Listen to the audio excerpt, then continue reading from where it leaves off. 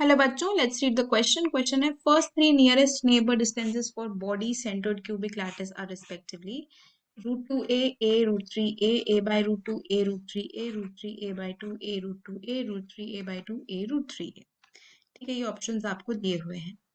अगर इस क्वेश्चन में हम बात करते हैं अबाउट द की कॉन्सेप्ट, तो यहाँ पे we will be talking about the body centred cubic unit cell, body centred cubic lattice. तो बॉडी सेंटर्ड क्यूबिक लैटिस में क्या होता है, अगर हम यहाँ पे ड्रॉ करते हैं एक क्यूब, ठीक है, यहाँ पे हम एक क्यूबिक यूनिट सेल का रिप्रेजेंटेशन दिखा रहे हैं अगर, तो देखो क्या होता है बॉडी सेंटर्ड क्यूबिक लैटिस में आपके एटम्स एक तो कॉर्नर्स पे प्रेजेंट होते हैं और कहाँ प्रेजेंट होता है atom, at the body centre. तो एक एटम आपका बॉडी सेंटर पे होता है और बाकी के जो एटम्स हैं they are at the corners. ठीक है, कॉर्नर के जो एटम्स हैं 8 कॉर्नर्स होते हैं और हर एक का कंट्रीब्यूशन 1/8 होता है, क्योंकि जो एक एटम है at the corner it can be shared with 8 other unit sales also. और जो बॉडी सेंटर का एटम है उसका कंट्रीब्यूशन सिंगल रहता है, एक अकेला एटम है, वो किसी से भी शेयर नहीं होता है, एक बॉडी में प्रेजेंट होता है। अब इसमें नियरेस्ट डिस्टेंसेस क्या क्या हो सकते हैं ये हमें समझना है। तो देखो, एक नियरेस्ट डिस्टेंस तो ये हो सकता है बॉडी डायगोनल से कॉर्नर तक का।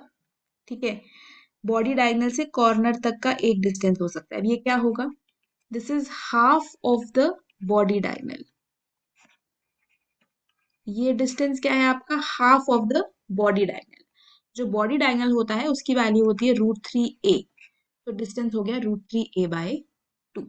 ठीक है, √3a क्यों होती है वैल्यू, ये पाइथागोरस थ्योरम से आता है।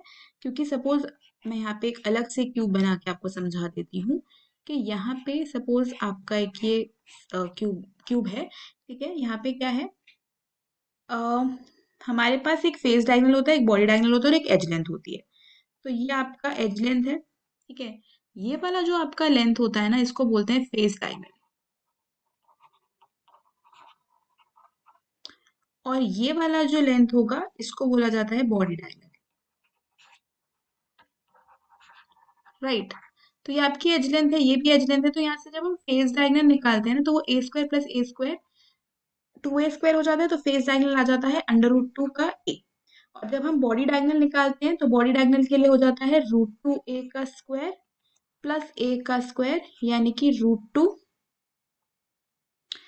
सॉरी, यानी कि दिस बिकम्स 3a²। ठीक है, ये क्या बन जाता है 3a², एंड फाइनली हमारे पास आ जाता है √3a which is the body diagonal. ठीक है, तो इसलिए हाफ ऑफ बॉडी डायगोनल हो गया।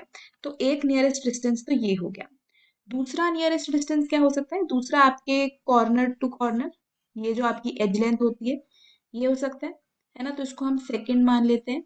तो second will be your age length, जो आपके कॉर्नर से कॉर्नर एटम्स का डिस्टेंस हो गया यानी कि a। और जो तीसरा होगा वो फेस डायगोनल का होगा। ठीक है, सपोज ये मैं ले लेती हूँ तीसरा face diagonal, this is the third nearest distance जो हो सकता है, वो हो सकता है फेस डायगोनल का, जो कि है √2a, जैसे कि हमने डिस्कस किया। तो क्या क्या हो सकते हैं, √2a, √3/2a एंड a, जो आपको दिया हुआ है ऑप्शन 3 में। तो अगर इस क्वेश्चन में हम बात करते हैं अबाउट द फाइनल आंसर, तो वो हो जाएगा option 3। Right, hope you understood it well, best of luck.